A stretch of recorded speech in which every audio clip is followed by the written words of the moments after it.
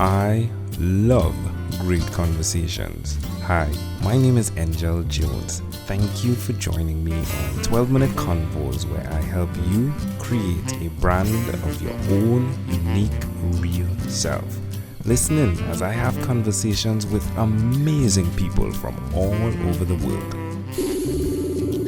Good night, Edward O'Donnell. How are you going on this wonderful, beautiful night? I'm doing well. How about yourself? I'm pretty excellent, my friend. I get to listen to a ton of podcasts in preparation for these conversations, and I got to listen to yours, which was pretty amazing. So yeah, I'm doing excellent.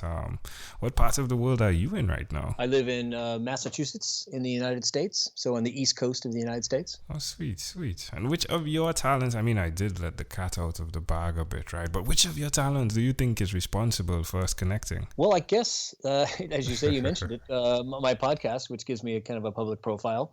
And that's connected to much of what I do, which is my podcast is about history. So my real job is as a historian. Yeah, you're doing some amazing. So, okay, tell amazing things. Tell us about your podcast. Well, it looks at, my field is American history, so I'm interested in all kinds of history, but this one has a focus on U.S. history. And I do a number of things. With most episodes, I interview a historian about their newest book. I'll also do feature stories, do features on history in the news. So if there's somehow that a question about history has come up or an anniversary has come up, I'll do a feature on that as well. Yeah. So the name of your podcast is In the Past Lane. Who came up with that name? I came up with that name a long time ago. That actually, a lot of my best ideas come to me when I'm running. And so one morning in the middle of the winter, 10, 15 years ago, I came up with that idea. And my original idea was that would be a blog. And so it originally did become a blog, inthepastlane.com. But over time, as podcasting grew bigger and I became more interested in it, it then became my podcast and blog site. Well, it's the first time I've seen a cowboy with headsets. And he didn't. Right. Yeah, go ahead. Well, just saying it, and that is the face may not be instantly recognizable to everybody, but to a U.S. audience, most people would recognize that that's Theodore Roosevelt, who was very much presented himself as a cowboy, both in reality but also sort of image-wise. Yeah. So his signature as a politician was that he was kind of manly and unpredictable and sort of the most positive connotations one could think of when it came to being a cowboy. Well, who did you learn the skill of presenting stories in the format you do? His story or her story? Right. So basically, how did I learn to tell stories? Yeah. Well, I think it comes with the territory. If you're a good teacher, you learn to tell, you realize that you can just deliver information to students, or which doesn't usually excite students, particularly in the field of history. If you ask people what their worst history class was, they'll always say, oh, it was just a lot of dates and a lot of memorization. And if you ask people who had a good experience in history, what was it that made it interesting? And they said, oh, it's just the stories, the human stories, the biography, the stories of great moments, great disasters, battles, key decisions, that sort of thing. So I learned early on to always make sure that the way I wrote about history, the way I spoke about history, the way I taught about history was always had kind of a storytelling element to it.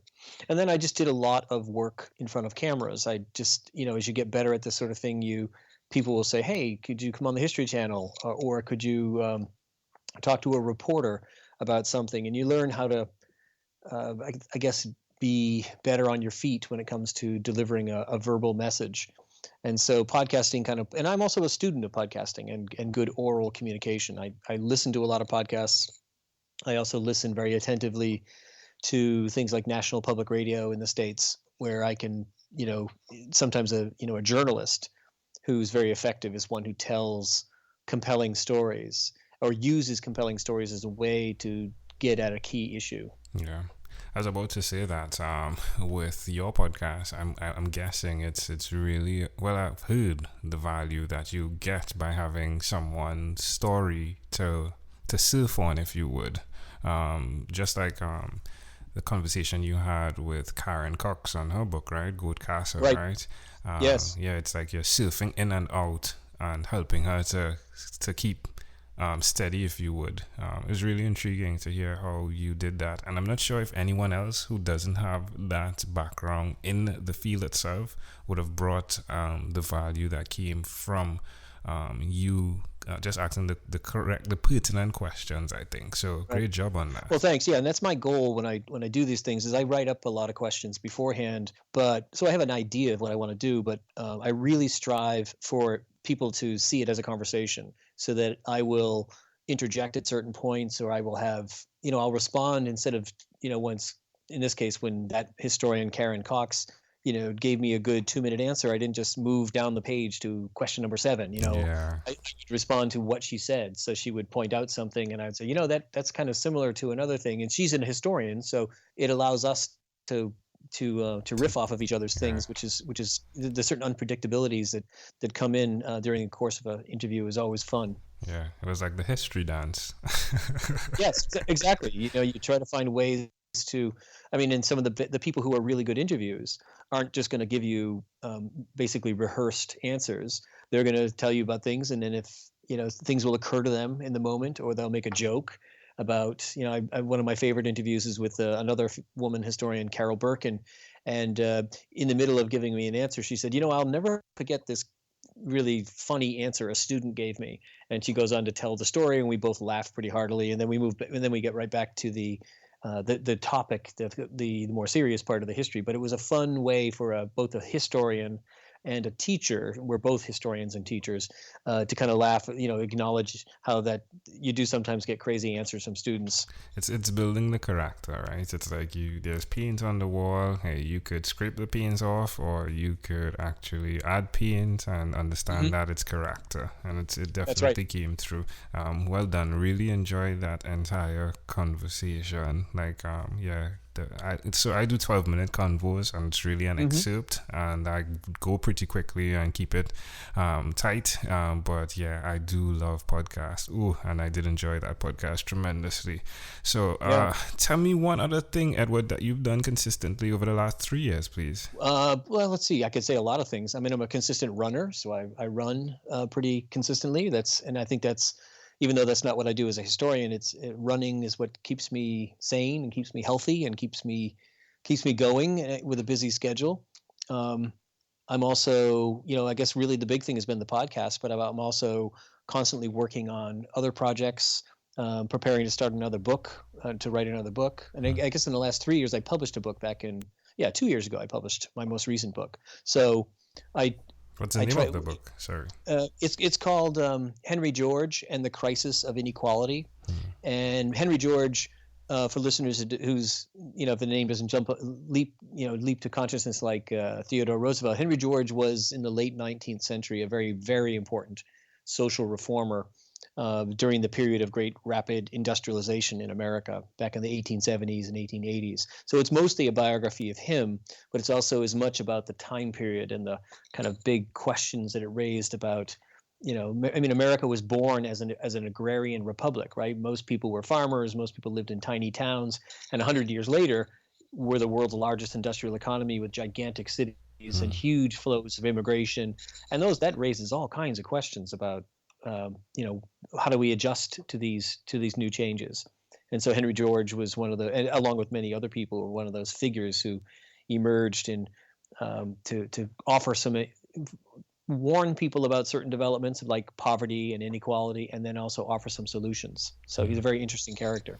Yeah, I love the work and the growth that is coming from the researchers on the books. So I think like you asked Mrs. Cox, if you would, you asked her a question like, what was the biggest takeaway from the research she did? And I think she said to see the African American being faced with what he was faced with, or what they were faced with back then, now with the judicial system, and That's it right. being the exact thing. It was pretty intriguing to hear that. So I'm guessing with your work as well, it's like you get to relive it, right? It's like the time machine I take you on. It's like you're there, right? Well, in some ways, sort of it's a back and forth time machine, because what we, the tagline to my podcast is it's in the past lane, and the tagline is the podcast about history and why it matters. And that's the part that Karen was talking about, and the part that I always ask all my guests at the end is, apart from the fact that your story is interesting and fascinating, why does it matter now? And so that's what she was responding to, which is to point out that these same problems of racial injustice, of violence, still persist in our society today. And so making that connection between the past and the present, ideally, makes us more wise as we try to figure out ways to avoid this problem into the future. Yeah. Well, hey, again, love what you're doing. How does it make you feel, though, Edward, being the individual that's traveling back and forth on that time machine, if you would? Well, I think I love it. And I love speaking. I do a lot of public speaking. I do a lot of public speaking through my podcast. And I find that people get that. There's a lot of people who are drawn to history because it's a fascinating story and it's really interesting. And the key is to let them see that it actually it's even more interesting when you can make connections to the present. There's a very famous African-American scholar named James Baldwin who wrote, was a prolific writer, and one of his most famous quotations is about something to the effect that the power of history is not that it's about the past, it's the way it informs our present, the way that we are surrounded by our history, that we are carrying our history with us, and that we need to deal with that so that we can craft a better future. Yeah. Let's do that quote some justice. Let me see if I pull it up. So, history. Let's see how that works. Ooh, use the tech, right? I can actually find it pretty quickly myself as well. Let me see. Where would I find it? There we go. Where is it? Of course, when you need it quickly, you don't always find it.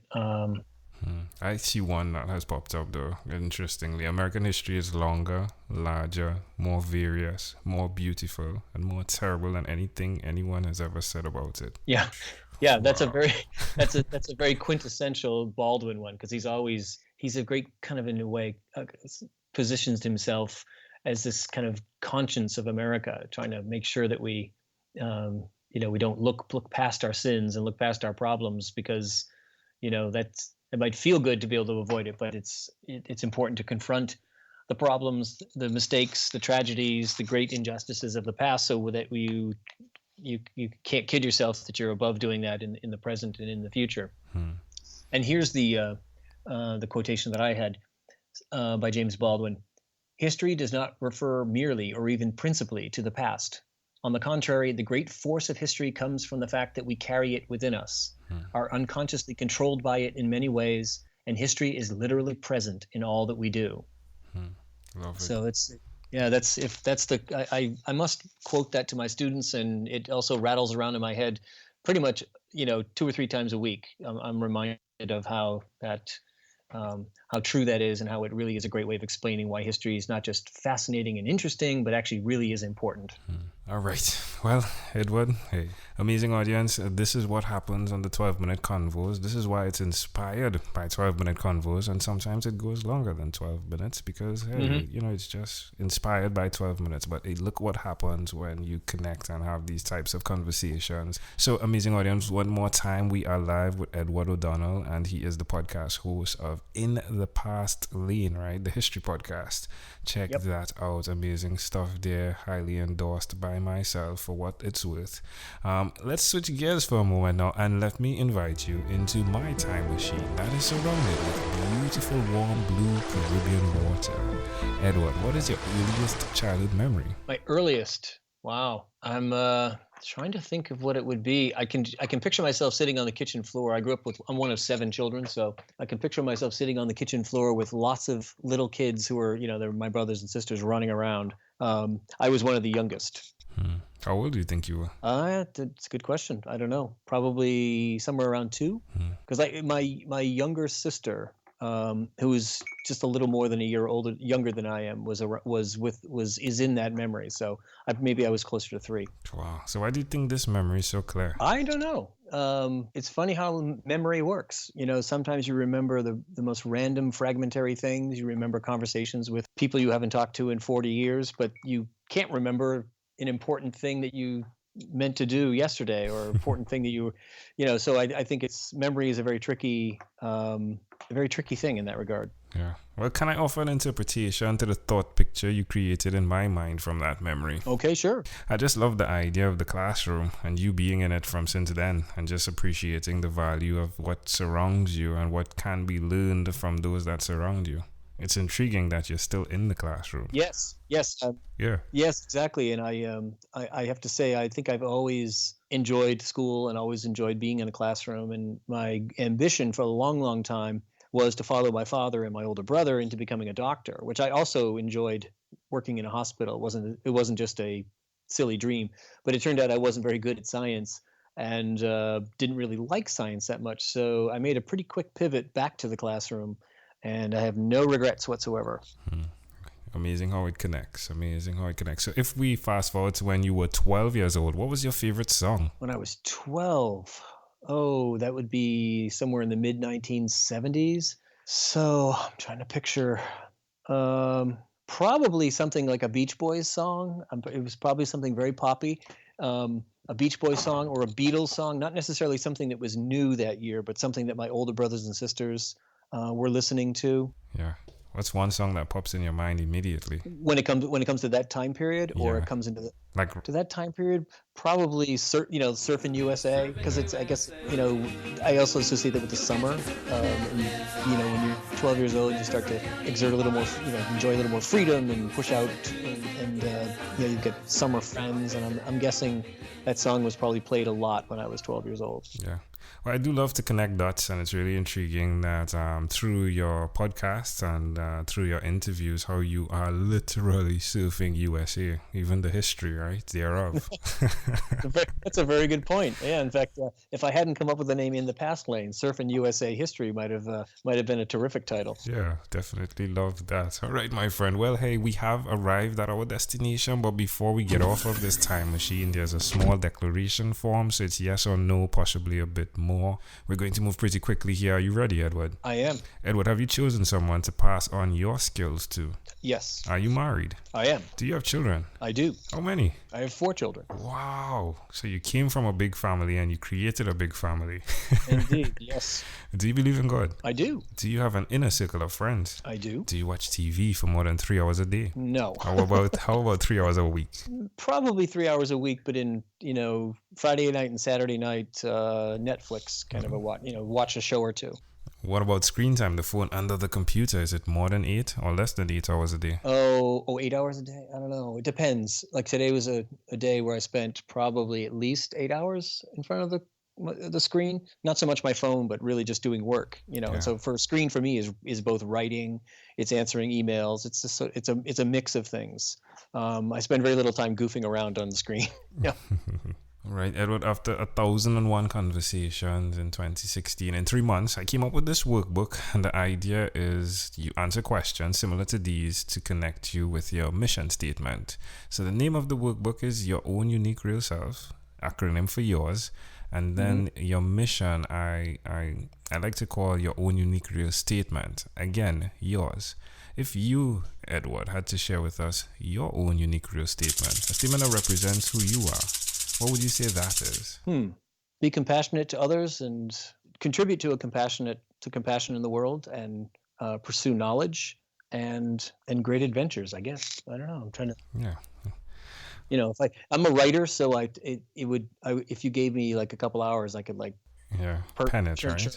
A carefully worded one. Well, my friend Edward, just before you leave, is there anything you'd like to share in closing? No, I would say I enjoy conversations with people, and this has been very interesting. You've asked me some questions that really made me stop and think. So I would say that's a sign of a good interviewer who is creating interesting conversations. So I've enjoyed this one very much. Thank you. You are welcome. Edward O'Donnell, thank you for being on what is inspired by 12-Minute Convos with Angel Jones. All right, Angel, thanks very much.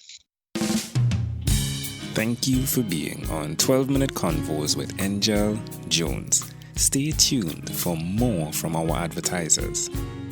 Diabetes is a mountain pandemic. It's a disease that's not acute but chronic. Similar to this rhyming method, I have simplified the definition the signs and symptoms and the complications of diabetes for both adults and children in my books, Poems for Patients, A Focus on Diabetes, and The ABCs of Diabetes for Children. These books are available on Amazon.com, and for more information, you can visit my website, poemsbyaj.com. That's poemsbyaj.com.